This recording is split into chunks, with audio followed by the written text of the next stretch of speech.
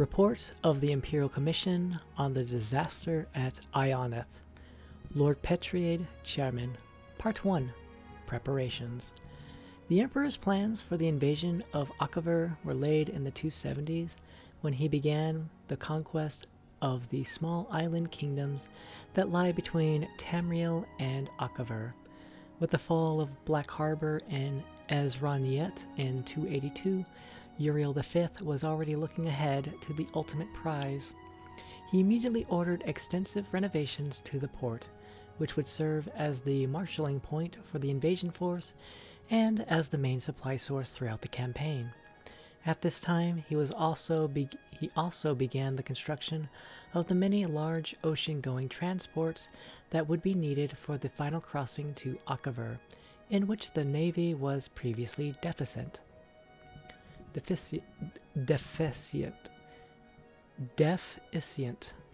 Thus, it can be seen that the Emperor's preparations for the invasion were laid well in advance, before even the conquest of Ezraniet was complete, and was not a sudden whim as some have charged. When Prince Bashomon wielded Ezraniet to imperial authority in 284, the Emperor's full attention could be devoted to planning for the Akaviri campaign.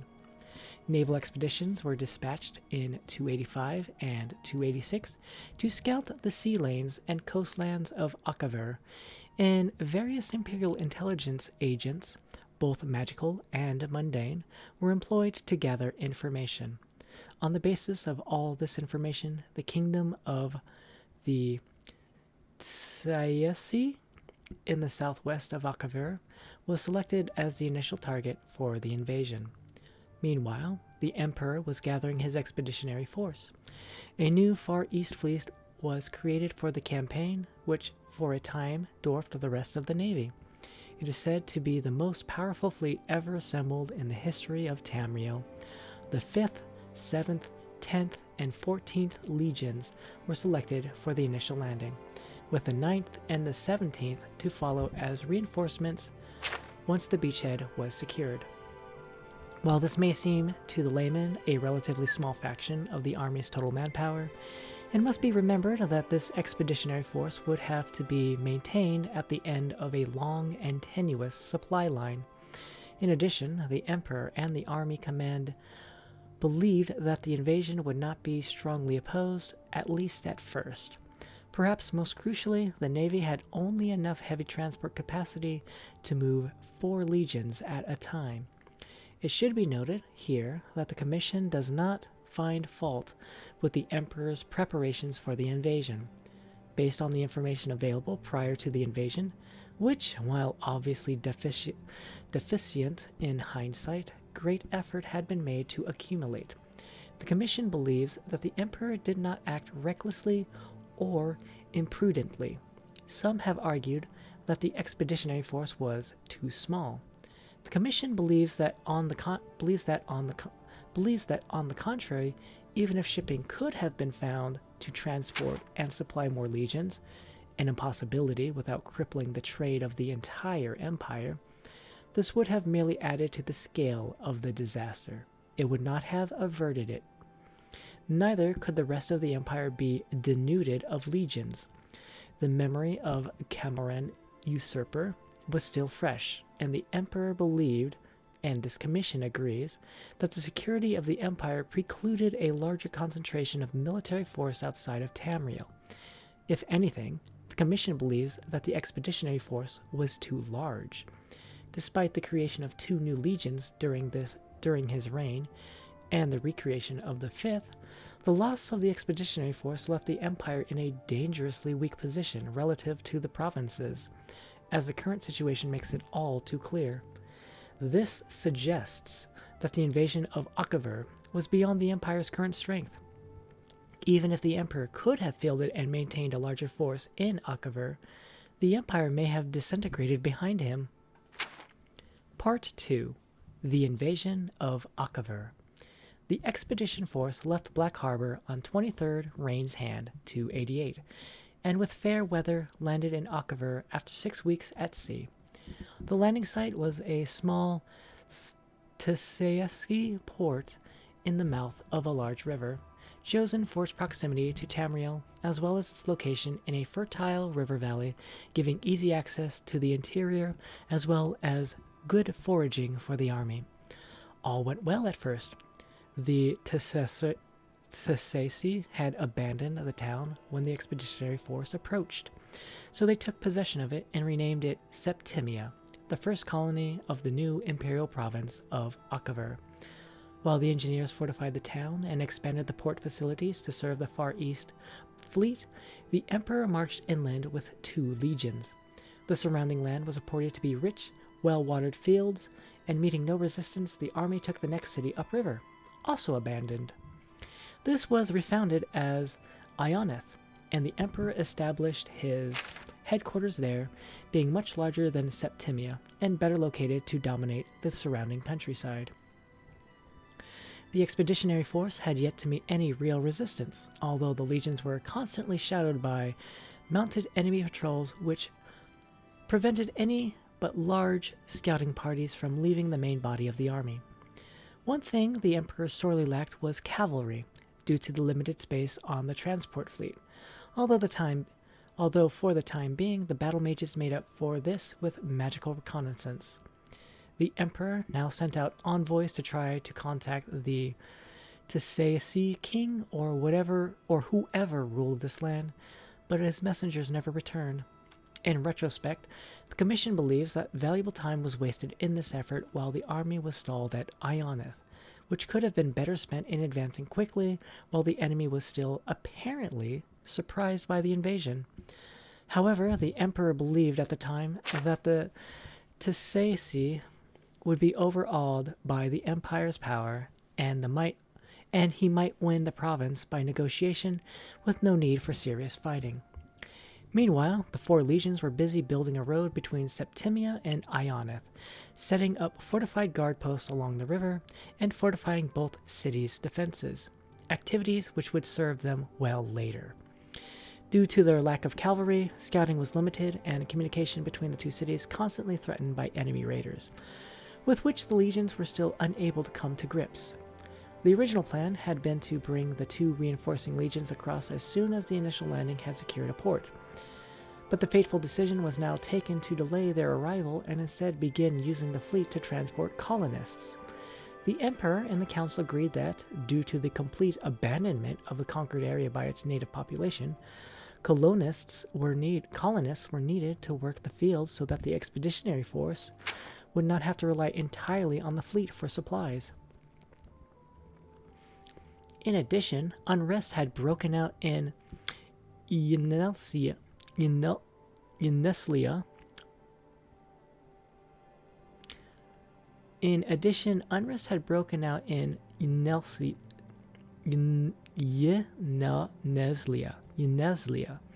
Athwart the supply route to Akavir, and the council believed that the 9th and 17th legions would be better used in repacifying those territories and ensuring the expeditionary force's supply line.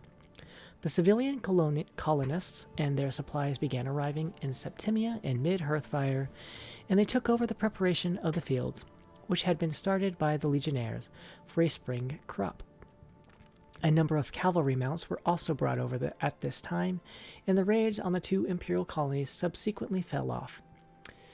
Tsaesi emissaries also finally arrived in Ionith, purportedly to begin peace negotiations, and the expeditionary force settled in for what was expected to be a quiet winter. At this time, the council urged the emperor to return to Tamriel with the fleet to deal with many pressing matters of the empire while the army was in winter quarters. But the emperor decided that it would be best to remain in Akavir. This turned out to be fortunate because a large portion of the fleet, including the emperor's flagship, was destroyed by an early winter storm during the homeward voyage. The winter storm season of 288 to 289 was unusually prolonged and exceptionally severe, and prevented the fleet from returning to Akavir as planned with additional supplies. This was reported to the emperor via battle mage, and it was agreed that the expeditionary force could survive on what supplies it had on hand until the spring. Part 3. The Destruction of the Expeditionary Force. The winter weather in Akavir was also much more severe than expected. Due to the supply problems and the addition of thousands of civilians, the expeditionary force was on tight rations. To make matters worse, the Tsaisi raiders returned in force and harried any foraging and scouting parties outside the walls of the two cities. Several watch forts on the road between Septimia and Ionith were captured during blizzards, and the rest had to be abandoned as untenable. As a result, communication between the two cities had to be conducted entirely by magical means, a continuing strain on the Legion's battle mages. On Fifth Sun's dawn, a large entourage of Tsaisi arrived at Ionith, claiming to bring a peace offer from the Tsaisi king. That night, these treacherous envoys murdered the guards at one of the city gates and led in a strong party of their comrades who were waiting outside the city walls. Their clear intention was to assassinate the emperor, foiled only by the vigilance and courage of troopers of the 10th who were guarding his palace.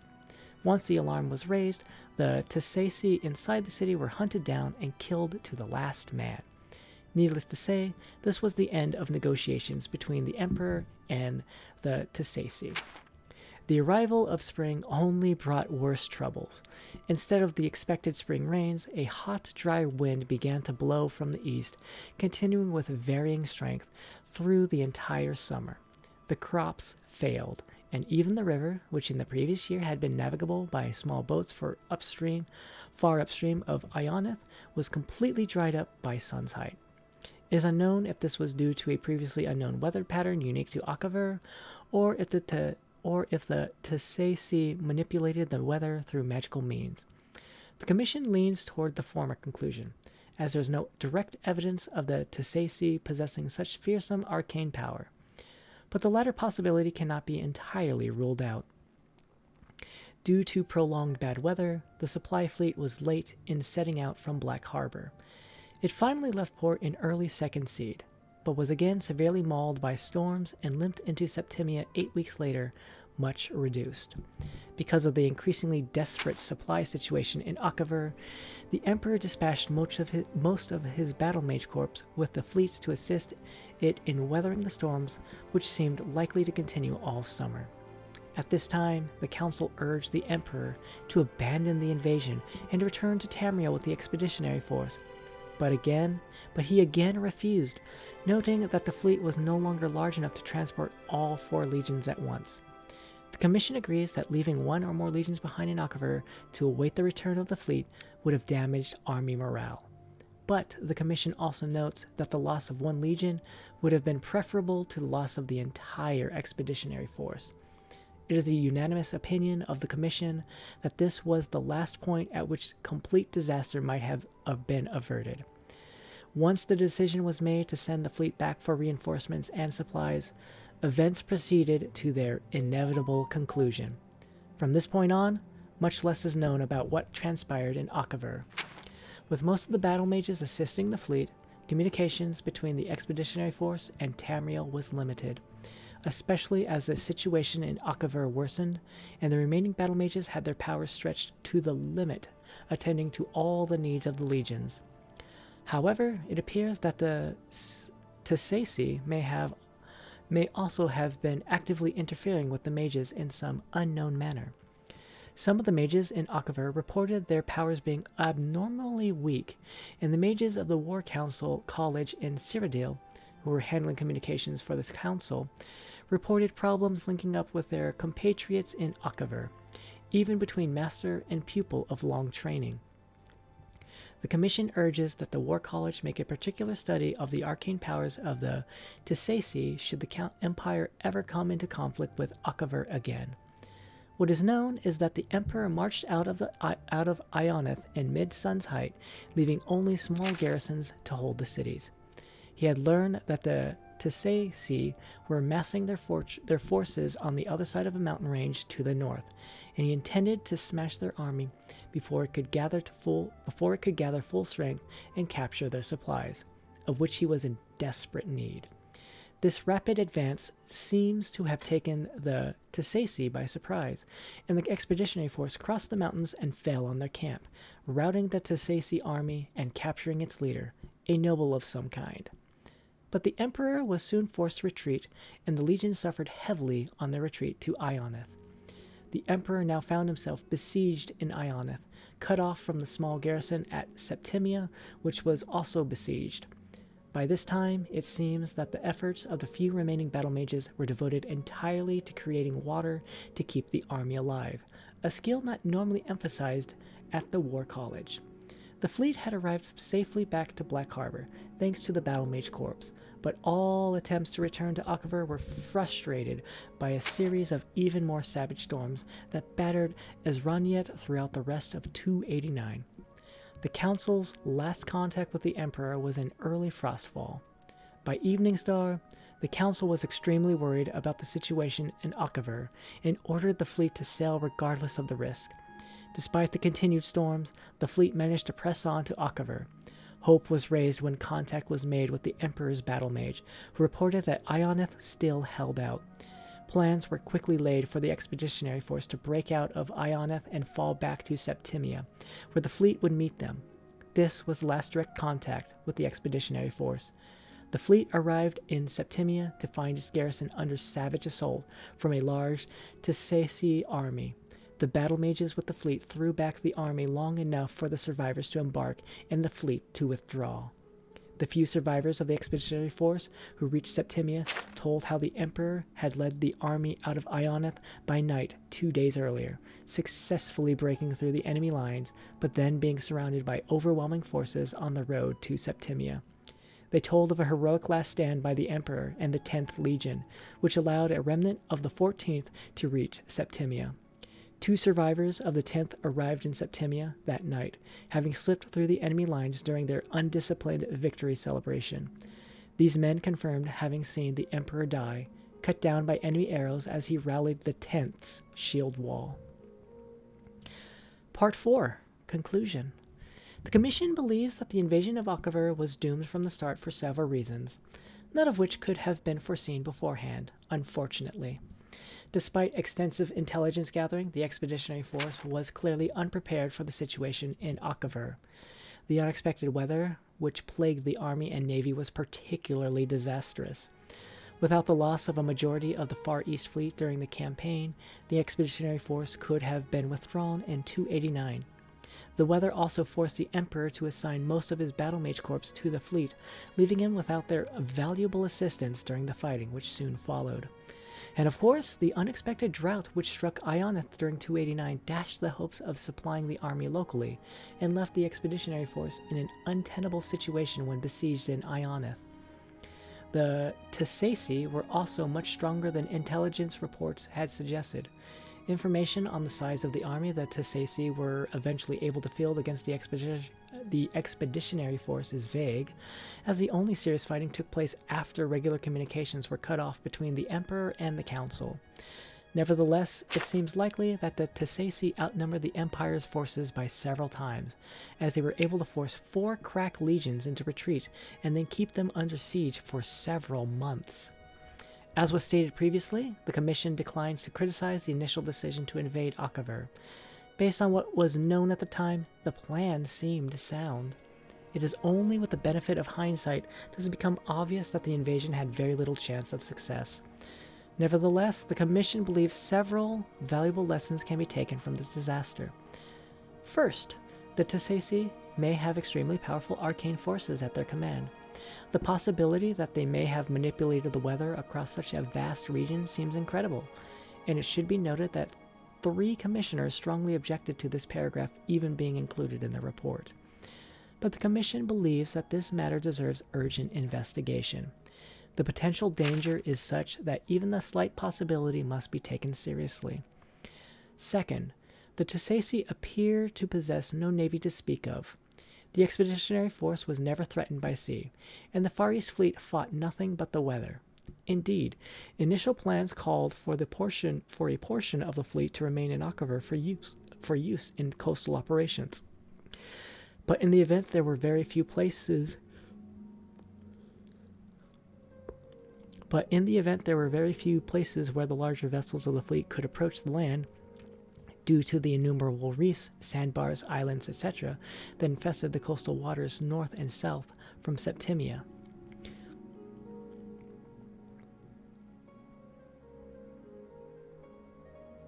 Due to the utter lack of trees in the plain around Septimia and Ionith, the expeditionary force was unable to build smaller vessels which could have navigated the shallow coastal waters. Any future military expeditions against Akavir would do well to consider some way of bringing a means for inshore naval operations in order to exploit this clear advantage over the Tissaci, an advantage that was sadly unexploited by the expeditionary force. Third, much longer-term study needs to be made of Akavir before another invasion could even be contemplated. The information gathered over the 4 years prior to the invasion was extensive, but clearly inadequate. The weather conditions were completely unexpected. The Tissaci were much stronger than expected, and the attempted negotiations by the Emperor with the Tissaci a disaster. Akavir proved alien beyond expectation, and the Commission believes any future attempt to invade Akavir should not be contemplated without much greater knowledge of the conditions, politics, and peoples of that continent than presently obtains. Finally, the Commission unanimously